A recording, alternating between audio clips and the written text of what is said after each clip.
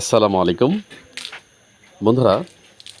হাসপাতালের অফিসিয়াল কাজে আজকে বিভিন্ন জায়গা ভ্রমণ করেছি।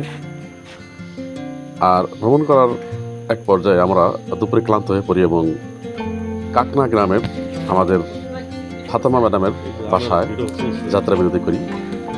দেখতে পাচ্ছেন এখানে হরেক প্রজাতির উন্নত জাতের আম গাছ লাগানো হয়েছে। আমি এই আম গাছগুলো দেখে অভিভূত হয়ে গেছি। অর্থাৎ আমার বাসায় কিন্তু অনেক ধরনের আম গাছ রয়েছে। এখানে গিয়ে আমি তো আশ্চর্য হয়ে গেছি যে এখানে আসলে মিনিমাম 20 থেকে 30 আইটেমের আম আমি দেখতে পেয়েছি। তার ভিতরে রয়েছে হাড়িভাঙ্গা, আম্রপালি, গোপালভোগ, হিমসাগর ইত্যাদি নানান প্রজাতির উন্নত মানের আম কিন্তু এখানে আমি দেখতে পেয়েছি। বাড়িটি দেখে আমার শৌখিনদার মানুষের বাড়ি মনে হয়েছে। আপনারা দেখতে পাবেন আসলে এত সুন্দর গ্রামের ভিতরে এত সুন্দর একটি বাড়ি আসলে আমাকে অভিভূত করে ফেলেছে। দুপুরে ক্লান্ত শ্রান্ত হয়ে এই ফাতেমা ম্যাডামের বাসায় উঠেছিলাম। উনি আমাদেরকে এই কাঁচা আমগুলো কাসুন্দি দিয়ে মেখে খাওয়াইয়েছেন এবং আসলে কাঁচা অবস্থায় এগুলো খুব মিষ্টি লেগেছে।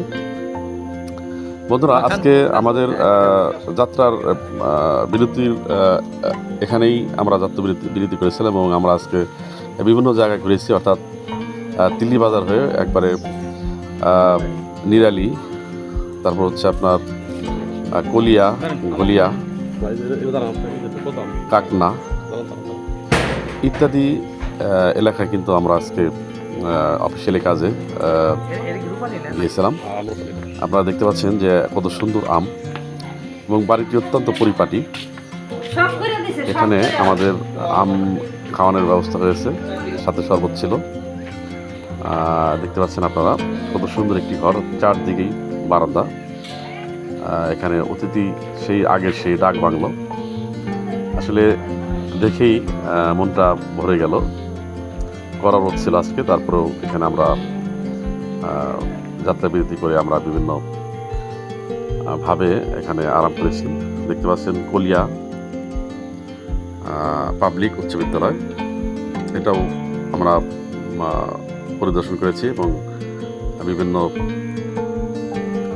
পয়েন্টে কিন্তু আমরা গিয়েছিলাম হাসপাতালের কাজে। আমাদের সাথে ছিল প্রায় 18 থেকে 19 জন টিম, আর টিম লিডার ছিল আমাদের হাসপাতালের ইনচার্জ জনাব ফরিদুল ইসলাম।